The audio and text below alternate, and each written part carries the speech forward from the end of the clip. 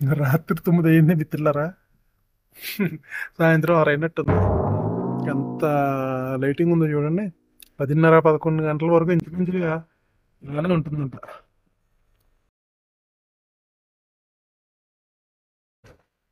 ఇక్కడ China time ప్రకారం morning 7:20 అయింది. కానీ మనకి మన ఇండియాలో 5:30, 5:15 అవుతే ఎట్లా ఉంటుంది అలా ఉంది. దీన్ని బట్టి అర్థం చేసుకోవాల్సింది ఏంటంటే సూర్యభగవానుడు వీళ్ళకి మనకి ఒకలే వస్తున్నాడు, కానీ వీళ్ళు టైం మాత్రం ముందు జరిపేసుకున్నారు అంతే.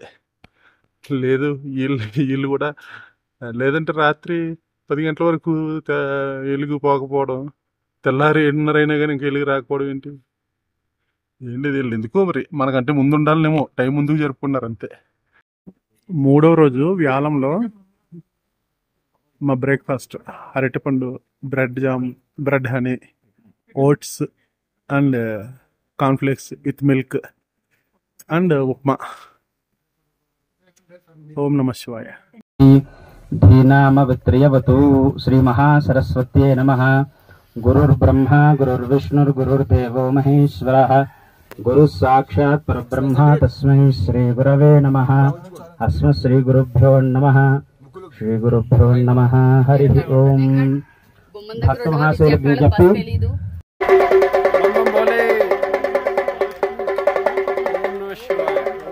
వక్రతుండ మహాకాయ సూర్య సమప్రభ నిర్విఘ్నం కురు మే దేవా సర్వకార్యేషు సర్వదా. గట్టి వర్షం వస్తే రాళ్ళు కిందకి పడిపోయేటట్టు ఉన్నాయి. పెద్ద పెద్ద రాళ్ళు ఉన్నాయి. కింద పడిపోతే ఏంటి పరిస్థితి అసలు. కొన్ని చోట్ల అయితే కింద పడకుండా మెస్ లాంటిది కట్టారు. కానీ ఓం నమః శివాయ. మహాశక్తి కుండలిని విస్తन्तు తనీయసి భవానీ భావనారణ్య భవారణ్యపదారిక భద్రప్రియ భద్రమూర్తి భక్త సౌభాగ్యదాయిని భక్తప్రియ భక్తిగమ్య భక్తిరస్యాభయాపహ శాంభవి శారదారాధ్య సర్వాణి సర్వదాయిని శాంకరీ శ్రీకరీ సాధ్వి శరత్చంద్ర నిధానన. ఈరోజు ప్రయాణం న్యాలో నుండి సాగా మీదుగా న్యూజోంగ్పా. ఇది దాదాపు 400 కిలోమీటర్లు ఉంటుంది.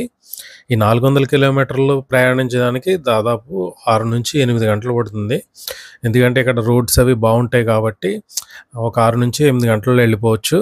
ఇది అంటే ఈ న్యాలంగ్ నుంచి న్యూజోంగ్పా వెళ్ళే వరకు కూడా ఈ ల్యాండ్స్కేప్లు అయితే చాలా బాగుంటాయండి.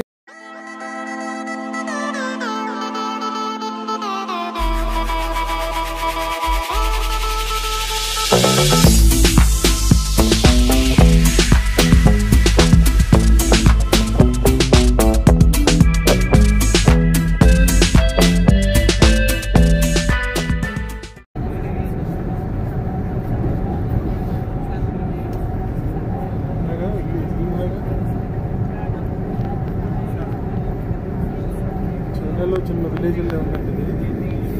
ఇట్లాంటివి అక్కడక్కడ కనపడుతున్నాయి. బస్సు వేగంగా వెళ్ళడం వల్ల రోడ్లు అయితే చాలా బాగున్నాయి. చిన్న విలేజ్. ఏవో పంటలు వేసారండి దగ్గరలో. పంటలో కొద్ది ఆనియన్ కనపడింది. తర్వాత ఏవో పూలు, చిన్న చిన్న పూల తోటలు కనిపించాయి. మళ్ళీ ఇక్కడ చిన్న విలేజ్ ఏదో వస్తుంది, చూపిస్తా. ఆ విలేజ్ కూడా చూపిస్తాను. ఆ పంటలు ఏంటో కొద్దిగా బస్సు అయితే చాలా ఫాస్ట్గా వెళ్తుంది రోడ్డు బాగుండడం వలన. నాకైతే ముందు కొంచెం ఆనియన్లో అనిపించింది. కొన్నేమో పూల తోటలు కూడా ఉన్నాయి.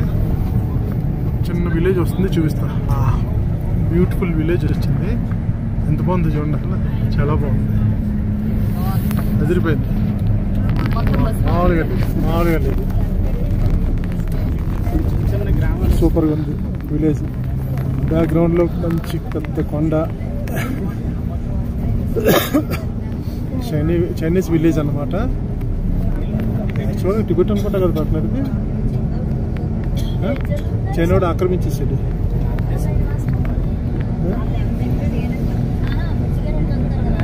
చైనా జస్టిస్ అంట. పోలీస్ స్టేషన్ దగ్గర చైనా జస్టిస్ అని ఉంది. బాగుంది విలేజ్. బాగుంది చాలా చాలా బాగుంది.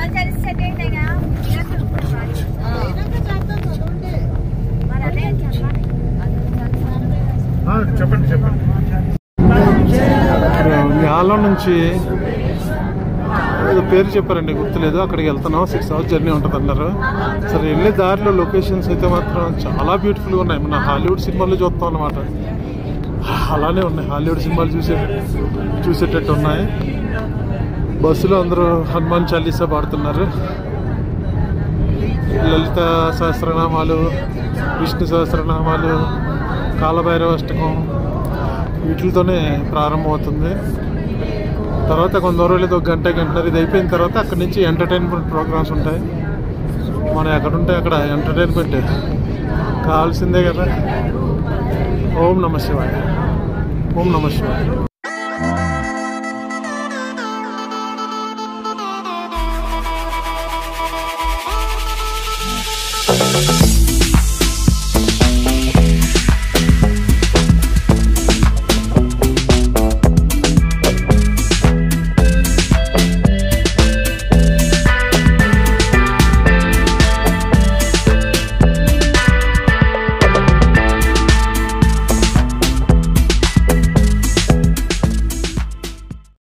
దూరం నుంచి చూసాం కదండి విలేజ్, బ్యూటిఫుల్ విలేజ్. ఈ విలేజ్ అది.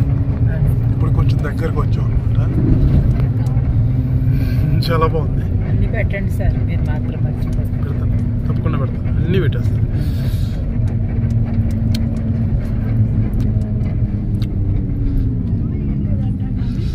ఇక్కడ దిగారు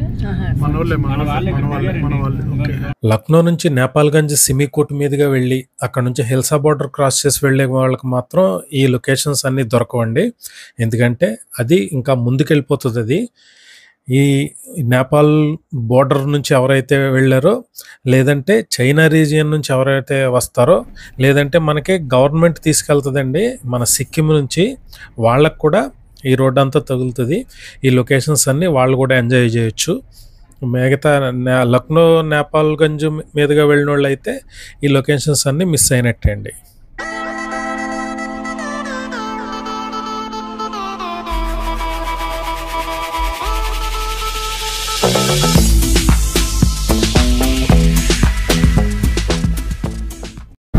మేము వెళ్తుంటే దూరంగా హిమాలయస్ కనబడుతున్నాయండి.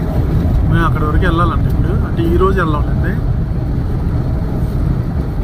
చూడండి, ఇక్కడి నుంచి క్యామ్లో సరిగ్గా కనపడట్లేదు కానీ చాలా బ్యూటిఫుల్గా ఉంది. అసలు జూమ్ అయిపోతున్నారు, చూసారా? చాలా బ్యూటిఫుల్గా ఉంది. సూపర్. వీడియోలో చాలా లాంగ్గా ఉన్నట్టు కనపడుతున్నాయి కానీ మాకు రియల్గా చూడడానికి బస్సు నుంచి చూస్తే చాలా దగ్గరగా ఉన్నట్టు ఉన్నాయండి హిమాలయస్ అంతా కూడా. ఇది సాగా సిటీకి దగ్గరలో ఉండే పేగూచో సరస్సు అండి. ఇది సముద్ర మట్టానికి దాదాపు 15,000 అడుగుల ఎత్తులో ఉంటుంది. దీని ప్రత్యేకత ఏంటంటే ఇది నీలి రంగులో ఉంటుందండి. అంటే పైన ఆకాశం రంగు ఈ సరస్సులో ప్రతిబింబిస్తూ ఉంటుంది. దీనిని ఉప్పునీటి సరస్సుగా కూడా చెప్తారు. ఇది 27 కిలోమీటర్ల పొడవు, 6 కిలోమీటర్ల వెడల్పుతో ఉంటుంది. నిజంగా బ్యూటిఫుల్ వ్యూ. అసలు మినీ మానస సరోవర్లా ఉంది ఇది. వెనక మంచు కొండలు, వాటర్ కూడా చాలా ప్యూర్గా ఉంది. ఓం నమ శివాయ. ఇక్కడ మాకు లంచ్ ఏర్పాటు చేశారండి. బాగానే ఉన్నాయి ఐటమ్స్ అన్ని, బాగానే ఉన్నాయి. భవానీ గారు హాయ్, సుజాత అక్క, రజనీ గారు ఒకసారి ఇలా చూడండి. ఓమా, విజయ్ అక్క.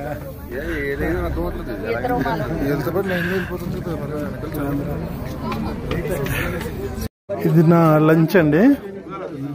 కొంచెం రైస్, రాజ్మా దాల్, ఆలూ ఫ్రై,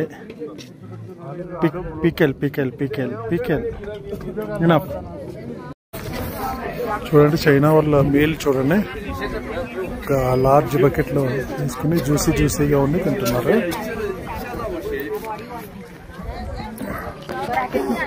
आपका तो ये खाना आदत होगा शायद दादा, राजमा రావణమూర్తి గారు సార్, ఇందాక ఈ లేక్ విశిష్టత గురించి ఒక్కసారి 2 మాటల్లో. దీన్ని పికుచో అంటారు. కోమోలాంగ్మా న్యాచురల్ రిసోర్స్ అనేటువంటి దాని అండర్ లో ఉంది. దీని విశేషం ఏంటంటే ఉప్పు నీరు మంచినీరు కలిసి ఉంటుందని అంటారు. 41 మీటర్ల లోతు, 17 అడుగుల పొడవు, 17 కిలోమీటర్ల పొడవు, 6 కిలోమీటర్ల అడుగు విస్తీర్ణంతో ఉంది ఈ లేక్ సరస్సు. పేరేమన్నారు? పికుచో. పికుచో. ఓకే అండి, థ్యాంక్ యూ. ఇవి పబ్లిక్ టాయిలెట్స్ అండి. చూడడానికి ఎంత అందంగా ఉన్నాయి చూడండి, చాలా అందంగా ఉన్నాయి. అదే చెప్పేది, చూడడానికి చాలా అందంగా ఉన్నాయి, లోపలికి వెళ్తే గబ్బు కొంపు అని చెప్తున్నా. చాలా దారుణంగా ఉన్నాయి. పైసలు అయితే ఏం తీసుకోలేదు కానీ చాలా లోపల అసలు నిలబడలేకపోయినంత కంపు.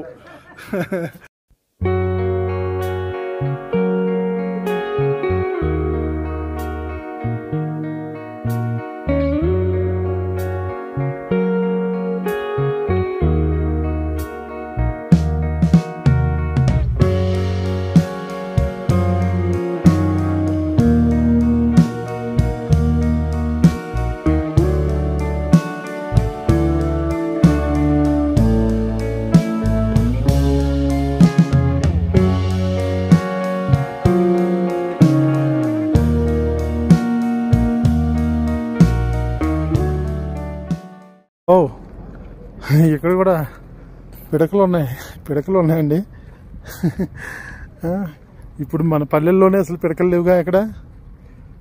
మరి ఇది ఏ పేడతో వేసారో మరి పిడకలన్నీ. పిడకలు అయితే ఉన్నాయి. ఇక్కడైతే పిడకల గుట్ట కూడా పెట్టున్నది, పెద్ద గుట్టే ఉంది. మన పల్లెల్లో కూడా లేవు కదా ఇప్పుడు అసలు పిడకలు వాడేవారు ఎవరు?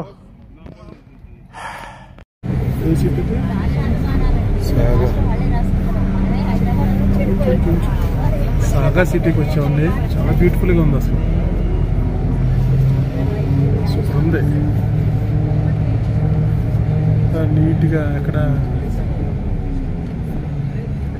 చెత్త చెదరం లేకుండా బాగుంది. సాగా నుంచి జోంగ్పా వచ్చేసి దాదాపు 160 కిలోమీటర్ల దూరంలో ఉంటుంది. దాదాపు 2-2.5 గంటల్లో అయితే చేరుకోవచ్చండి. ఈ జోంగ్పా నుంచి దార్చెన్ వచ్చేసి దాదాపు 315 కిలోమీటర్ల దూరంలో ఉంటుంది.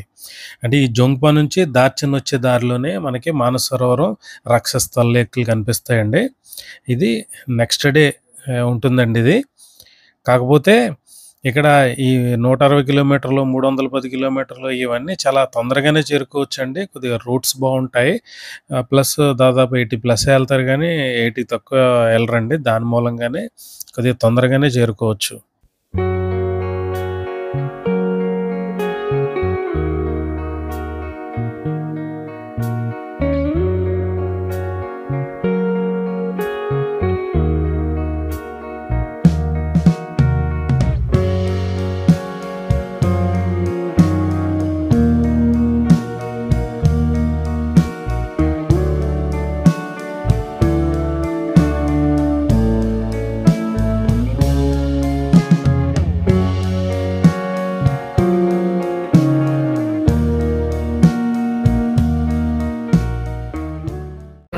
ఓకేనండి, ఓకే. సెకండ్ డే కూడా గుర్రాలు దొరుకుతున్నాయా? మొదట్లోనే పెట్టుకోండి. అమౌంట్ ఎంత తీసుకున్నారు గుర్రానికి? మన ఇండియన్ రూపీస్లో 56,000 అవుతుందా? చరణ్ స్పర్శ లేదా? ఓకే అండి, ఓకే అండి. వర్షం పడుతుంది, ఓకే.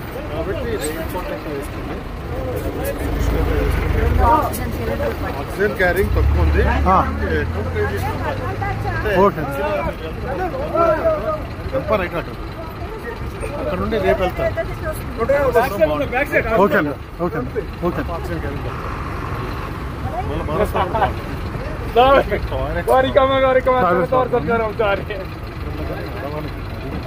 ఇక్కడ మరి మీకు ట్రెక్కింగ్ లో రూమ్స్ ఎలా ఉన్నాయండి? రూమ్స్ బాగుంటాయి. ట్రెక్కింగ్ అక్కడ టాయిలెట్స్ ఉండవండి, కానీ రూములు మంచిగా ఇచ్చారు, ఫుడ్ ఎందుకంటే రూమ్స్ అన్నిటి కూడా హీటర్స్ అన్ని ఉంటాయి. Okay okay. హీటర్లు ఇప్పుడు మనకి ఛార్జింగ్ పిన్స్ మన ఓకే అవుతున్నాయా? అవుతున్నాయా? రైట్. నెట్ అవుతుందా? ప్రతి దగ్గర నడిచి మాత్రం కష్టం. సెకండ్ వెళ్ళిపోతామండి. 50 years దాకా ఓకే, థ్యాంక్ యూ అండి, థ్యాంక్ యూ. నుంచి okay, thank you. First day మాత్రం ఫుల్ గా చేసి ఓకే అండి. ఫస్ట్ డే చేస్తే 3 ఫేజ్లు చూస్తారండి. Second day, third day, fourth phase చూస్తారు. కాబట్టి ఫస్ట్ డే వెళ్ళి సెకండ్ డే అసలు మనకి కనిపించేది కూడా తక్కువ ఉంటుంది కదా. అదే ఫస్ట్ డే చూస్తే ఓకే. వెళ్ళింది పూర్తి చేసి వచ్చింది. నడిచే 11 మంది నడిచి వెళ్ళారా?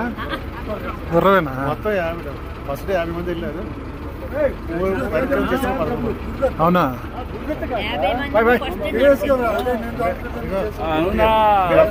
Okay okay, thank you thank you. Anaparthi right.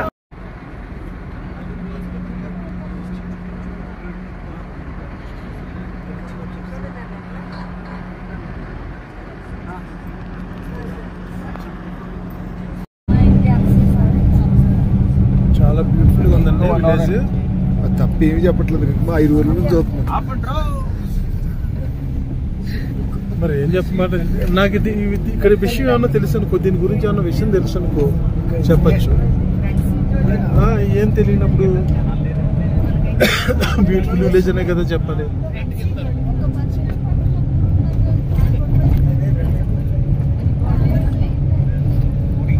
చాలా ఇల్లున్నాయి.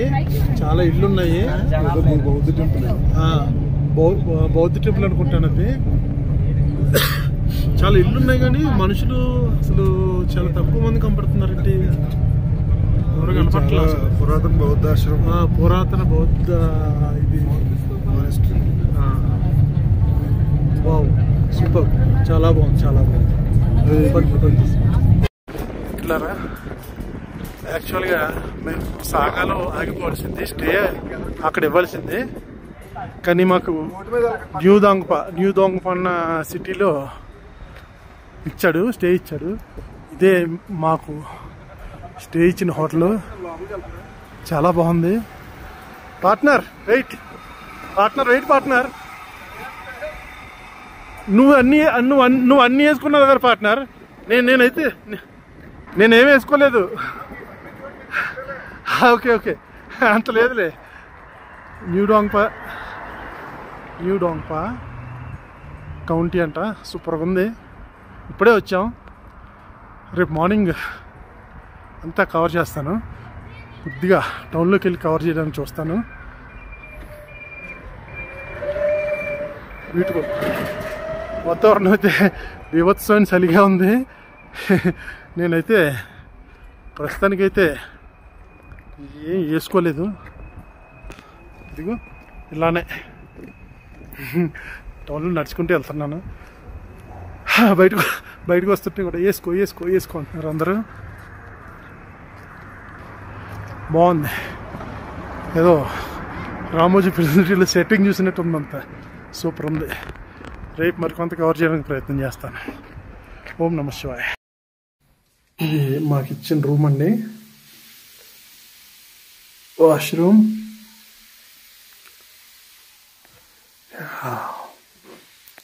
చాలా బాగుంది రూమ్ అయితే మాత్రం. సూపర్ ఉంది.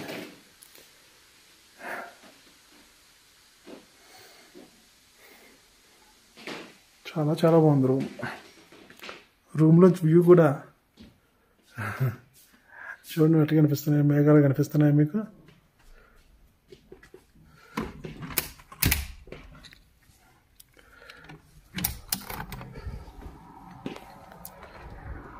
యాక్సిల్ అక్కడ మేస్తున్నాయి.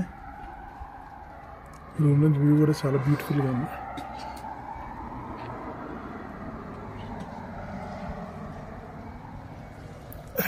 యాక్సిల్